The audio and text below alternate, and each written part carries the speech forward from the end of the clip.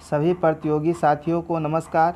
एक नया सीरीज भौतिक विज्ञान का मैं लेकर आया हूं। भौतिक विज्ञान और रसायन विज्ञान का सीरीज लेकर आऊँगा। इस भौतिक विज्ञान सीरीज में 100 वो सबसे महत्वपूर्ण क्वेश्चन जो किसी भी प्रतियोगी परीक्षा में सबसे ज़्यादा पूछे जाते हैं। जी हाँ, बिल्कुल छोटे से छोटे एग्ज़ाम से लेकर बड़ा से बड़ा एग्ज़ाम जो इंडिया में होता है, आप किसी भी सरकारी नौकरी की तैयारी कर रहे हैं, सब में पूछा जाने वाला 100 सबसे इम्पोर्टेंट क्वेश्चन। तो आप मापन यानी मापक यंत्र वाले चैप्टर्स के 10 सबसे इम्पोर्टेंट क्वेश्चंस 10 इंपॉर्टेंट क्वेश्चन बताऊंगा, उसके साथ जो 4 ऑप्शन है उसको भी एक्सप्लेन करूंगा। तो कुल मिला के 20-25 क्वेश्चंस आपके बन जाएंगे। दोस्तों 7-8 मिनट आपके ज़िंदगी का इंपॉर्टेंट है, या परीक्षा में आने वाला एक सवाल, अगर परीक्षा में आने वाला एक सवाल इंपॉर्टेंट है तो अंत तक ये वीडियो ज़रूर देखिएगा। चलिए स्टार्ट करते हैं, देखते हैं पहला क्वेश्चन क्या है। गैसों का दाब किसके द्वारा मापा जाता है? Barometer, manometer, seismograph, polygraph. अगर यहाँ आप बैरोमीटर के साथ जा रहे हैं तो यहाँ पर बिल्कुल गलत है, यहाँ पर मैनोमीटर सही है। बैरोमीटर का प्रयोग किया जाता है वायुमंडलीय दाब मापने के लिए। मैनोमीटर का प्रयोग किया जाता है गैस का दाब मापने के लिए। सिस्मोग्राफ पर भूकंप की तीव्रता, मतलब भूकंप के झटके जो आते हैं वहाँ पर सिस्मोग्राफ का प्रयोग किया जाता है मापने के लिए। पॉलीग्राफ पे क्या किया जाता है? यहाँ एक झूठ का पता लगाने वाला यंत्र है। तो यहाँ पर हमने चारों ऑप्शन को एक्सप्लेन कर दिया। चलते हैं अगले क्वेश्चन की तरफ। सोनार में हम किस तरंग का उपयोग करते हैं? दोस्तों सबसे पहले जानते हैं कि सोनार होता क्या है, क्योंकि सोनार का फुल फॉर्म भी रेलवे एनटीपीसी के पेपर में पूछा गया है। तो सोनार का फुल फॉर्म होता है साउंड नेविगेशन एंड रेंजिंग। तो इसका प्रयोग कहाँ किया जाता है? जहाज़ों में। जहाज़ों से क्या होता है, समुद्र के तल पे जो कोई भी वस्तु हो है, या कोई नाव डूबी है, या कोई भी चीज़ें हैं, तो उसके पता लगाई जाती है एग्जैक्ट लोकेशन। तो इसमें आपका अल्ट्रावायलेट तरंगे जो होती हैं, प्राश्रव्य तरंगों का प्रयोग किया जाता है, वहाँ से छोड़ा जाता है और वो उस वस्तु से टकरा कर वापस आती है, तो उसका एग्जैक्ट लोकेशन पता चल जाता है। तो प्राश्रव्य तरंगे होते क्या हैं? प्राश्रव्य तरंगे वे होते हैं जिनकी आवृत्ति, जिनकी फ्रीक्वेंसी 20,000 हर्ट्ज से ज़्यादा होता है। ठीक है, तो इसका प्रयोग और कहाँ पर होता है? अल्ट्रासाउंड आपने सुना होगा। कोई भी गर्भवती महिला के पेट में जो शिशु, जो बच्चे होते हैं, उनका लोकेशन, मतलब उनका स्थिति इस समय कैसा है, वो पता करने के लिए अल्ट्रासाउंड कराया जाता है। तो वहाँ भी पराश्रव्य तरंगों का प्रयोग किया जाता है।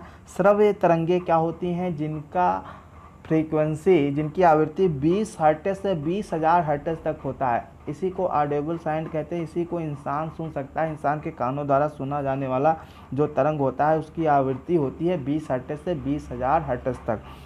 अश्रव्य ध्वनि तरंगे क्या होती हैं? अश्रव्य ध्वनि तरंगे वो होती हैं दोस्तों जिनका फ्रीक्वेंसी 20 हर्ट्ज से भी कम होता है। इंसान इसको नहीं सुन सकता है। कुछ जानवर होते हैं, जैसे एक आपका ये समुद्र में व्हेल मछली होता है, तो ये सब सुनते हैं, आपस में बातचीत करते हैं लोग इस तरीके के तरंगे छोड़कर। रेडियो तरंगों का प्रयोग रेडार में किया जाता है। रेडार का प्रयोग सीमावर्ती क्षेत्रों में, किसी भी पड़ोसी देश का कोई जेट विमान होता है, जो लड़ाकू विमान होता है, वो अगर घुस आए हमारे देश की सीमा में, तो उसका एग्जैक्ट लोकेशन और स्पीड पता किया जाता है रेडियो तरंगे से। और समुद्र तल से किसी भी वायुयान की ऊंचाई मापने का यंत्र क्या होता है? तो इसको कहते हैं अल्टीमीटर। ये भी आपको पता होना चाहिए। चलते हैं अगले क्वेश्चन की तरफ, देखते हैं अगला क्वेश्चन क्या है। वायुमंडल की सापेक्ष आर्द्रता मापी जाती है। तो यहाँ पर हाइड्रोमीटर और हाइग्रोमीटर में ही लोग कंफ्यूज होते हैं, इसलिए क्वेश्चन मैंने उठाया है। तो यहाँ पर सही आंसर है हाइग्रोमीटर, ऑप्शन बी सही है। लैक्टोमीटर क्या होता है? दूध का घनत्व नापा जाता है। पोटेंशियोमीटर क्या होता है? तो पोटेंशियोमीटर में किसी भी सेल जो होती है, सेल का जो EMF यानी इलेक्ट्रोमोटिव फोर्स होता है, उसका मापन करने वाला यंत्र है पोटेंशियोमीटर। चलते हैं अगले क्वेश्चन की तरफ, देखते हैं अगला क्वेश्चन क्या है। रक्तदाब नापने के यंत्र का नाम क्या है? Tachometer, sphygmometer, barometer. तो यहाँ पर सही आंसर है स्फेग्नोमैनोमीटर। यहाँ पर ऑप्शन डी के बारे में आपको पता है। टैकोमीटर क्या होता है? टैकोमीटर जैसे कोई वायुयान है या कार वार है, तो उसमें आप देखते हैं कि ये वॉच के जैसा लगा होता है, तो वो क्या करता है, एक तरीके से दूरी और स्पीड बताता है। तो उस वहाँ पर टैकोमीटर का प्रयोग किया जाता है। चलते हैं अगले क्वेश्चन की तरफ, देखते हैं अगला क्वेश्चन क्या है। भूकंप की तीव्रता का मापन किया जाता है। तो भूकंप का यहाँ पर देखिए रिक्टर पैमाना ऑप्शन में दिया हुआ है। जहाँ पर रिक्टर पैमाना दिया होगा वहाँ पर सिस्मोग्राफ नहीं दिया जाएगा। तो रिक्टर पैमाना है। रिक्टर पैमाने में ये पूछा जाता है कि कितने अंक प्रदर्शित होते हैं, तो इसमें 1 से लेकर 10 तक अंक प्रदर्शित किए जाते हैं। अगर जैसे रिक्टर पैमाने पर कोई भूकंप का झटका आया है 2 प्रदर्शित कर रहा है और फिर अगला झटका 3 प्रदर्शित कर रहा है, तो समझ लीजिए वो 10 गुना ज़्यादा है। तो हर एक अंक पे 10 गुना ज़्यादा हो जाता है प्रभाव। चलते हैं अगले क्वेश्चन की तरफ, देखते हैं अगला क्वेश्चन क्या है। दूध का घनत्व किसके द्वारा मापा जाता है? दूध का घनत्व लैक्टोमीटर, हाइड्रोमीटर, हाइग्रोमीटर, बैरोमीटर। तो लैक्टोमीटर से नापा जाता है। एक क्वेश्चन और पूछा जाता है कि जब दूध से क्रीम निकाल ली जाती है तो उसका घनत्व घट जाता है या बढ़ जाता है? तो दोस्तों दूध का घनत्व क्या होता है? दूध का घनत्व बढ़ जाता है। यहाँ पर क्रीम निकालने के बाद घटता नहीं है। ठीक है, इसके बारे में डिटेल हम अगले एक चैप्टर आएगा उसमें बताएंगे। चलते हैं अगले क्वेश्चन की तरफ। पायरोमीटर किसके मापन में प्रयोग किया जाता है? तो दोस्तों पायरोमीटर का प्रयोग किया जाता है उच्च ताप में। अगर कोई छोटा मोटा ताप मापना है तो आप थर्मामीटर से, जैसे इंसान का बुखार उखार मापा जाता है तो पारा वारा होता है, थर्मामीटर से हम नाप लेते हैं। लेकिन उच्च ताप जो होता है वो प्रयोग करते हैं कहाँ पर? पायरोमीटर में। दोस्तों तो वायुमंडलीय दाब बैरोमीटर में नापा जाता है। बैरोमीटर में क्या किया जाता है? पारे का इस्तेमाल किया जाता है। अगर पारे का दाब अचानक से गिर जाए, पारा जो है वो अचानक से गिरने लगे, तो समझ लीजिए बहुत ही तेज आंधी और तूफान आएगा। अगर धीरे धीरे गिर रहा है तो समझ लेना कि बारिश होने की संभावना है, डेंसिटी कम हो रही है, बारिश होने की संभावना। अगर वो ऊपर की तरफ चढ़ रहा है तो समझ लीजिए, अगर पारा ऊपर की तरफ चढ़ रहा है तो समझ लीजिए मौसम बिल्कुल साफ रहेगा। चलते हैं अगले क्वेश्चन की तरफ, देखते हैं अगला क्वेश्चन क्या है। भूकंप की तीव्रता किससे मापा जाता है? तो यहाँ पर देखिए सिस्मोग्राफ ऑप्शन में है, तो सिस्मोग्राफ होगा। आगे हम जानते हैं कि केस्कोग्राफ क्या होता है। तो केस्कोग्राफ से किसी भी पौधों की कोशिका की गति को मापा जाता है और इसका खोज एक भारतीय वैज्ञानिक थे जिन्होंने सन 1900 में किया था। वैज्ञानिक का नाम है जगदीश चंद्र बोस। रेन गेज क्या होता है? वर्षा कितनी सेंटीमीटर, कहाँ पर कितनी बरसात हुई सेंटीमीटर में जो नापते हैं, रेन गेज होता है वो। गीगर काउंटर क्या होता है? तो गीगर काउंटर क्या होता है दोस्तों? ये एक कण अनुवेदक है, पार्टिकल डिटेक्टर। इससे क्या कहते हैं? आयनित विकिरण को मापा जाता है। गीगर आयनित विकिरण को मापा जाता है गीगर काउंटर से। चलते हैं अगले क्वेश्चन की तरफ, देखते हैं अगला क्वेश्चन क्या है दोस्तों। मैं नहीं चाहता हूं कि आप मुझसे ये चैप्टर पढ़ने के बाद एक भी क्वेश्चन आपका पेपर में छूटे। तो पॉलीग्राफ क्या होता है? झूठ का पता लगाने वाला यंत्र। पायरोमीटर उच्च ताप मापने का यंत्र।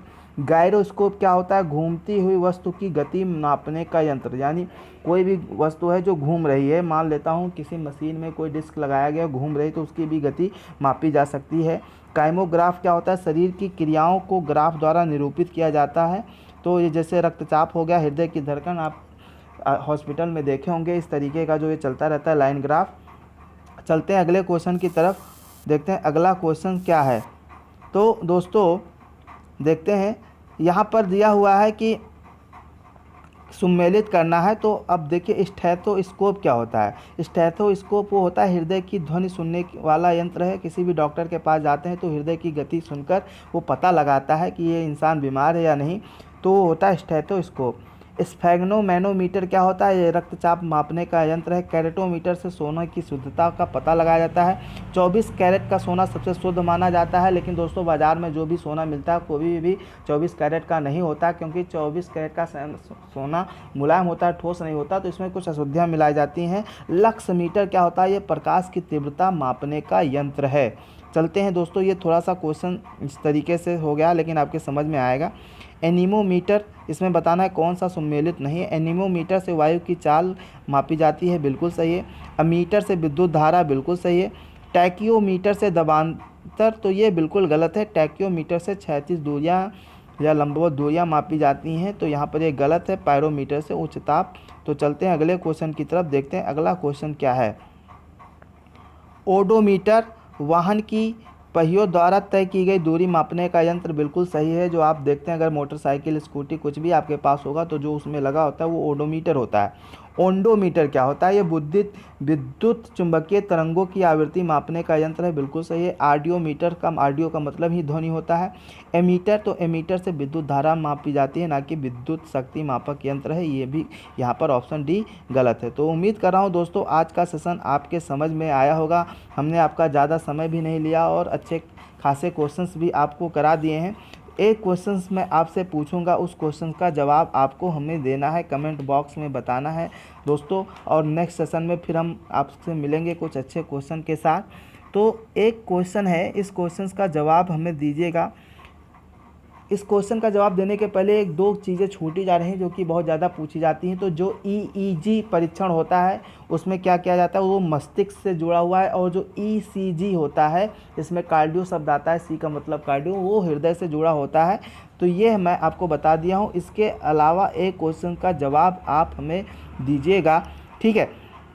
गैल्वेनोमीटर में क्या मापा जाता है? गैल्वेनोमीटर में क्या मापा जाता है और फैदोमीटर से क्या मापा जाता है? दो क्वेश्चन है, गैल्वेनोमीटर और फैदोमीटर से क्या मापा जाता है। उम्मीद करता हूँ आज का सेशन आपके समझ आया होगा। दोस्तों अगर समझ में आया है तो लाइक करके हमें बताइए और हमसे जुड़े रहिए। हमारे चैनल को सब्सक्राइब कर दीजिए। कमेंट बॉक्स में बताइए आज का सेशन कैसा लगा और हमारे दो क्वेश्चन का जवाब ज़रूर दीजिएगा। मिलते हैं नेक्स्ट सेशन में। Thank you.